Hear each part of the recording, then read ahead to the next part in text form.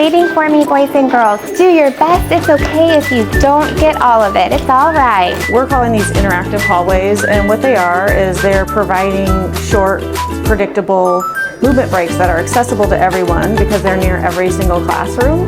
And so they're allowing kids to not only just get their wiggles out and get their heart rate up, but they're really designed so that they're actually thinking, you know. They all have the alphabet.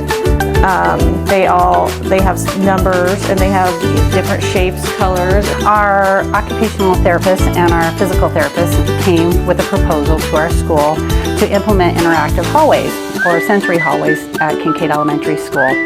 And it was a great idea. They proposed it to staff. Our staff voted on it after hearing the research behind why. And then our PTA got behind it and funded the actual stickers that go on the floor. When we're talking about moving between places in a school, you know, a lot of times what we're looking for is self-control. And this is a different way to have self-control. So you're having control over your body. You're trying to slow them down and have them be precise and think. You can be creative and give them lots of different cues. You know, like the last children, I asked them to tap their head every time you get to a letter that's in your name. So that slows you down. You have to think. You have to be paying attention.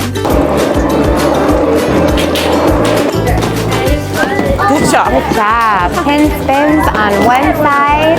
I know. And then you'll pause for 20 or 30.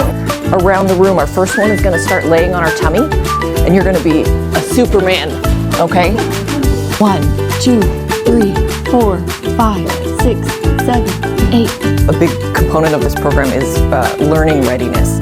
So these activities in here are integrating kids' foundational skills they need to be a successful student. So their reflexes, sensory motor integration, these are the things we need to work together to sit still in your chair, to hold a pencil, to pay attention to your teacher, to walk in line, and keep your own body space. Kids are learning body awareness in here, environmental awareness, what it feels like to do all of these movements, and it correlates ideally to improve participation and success in the classroom. Oh, you got it. Like if you're going nuts in a classroom and you need a break, you could come out here and then do the stickers, and it takes your mind off learning.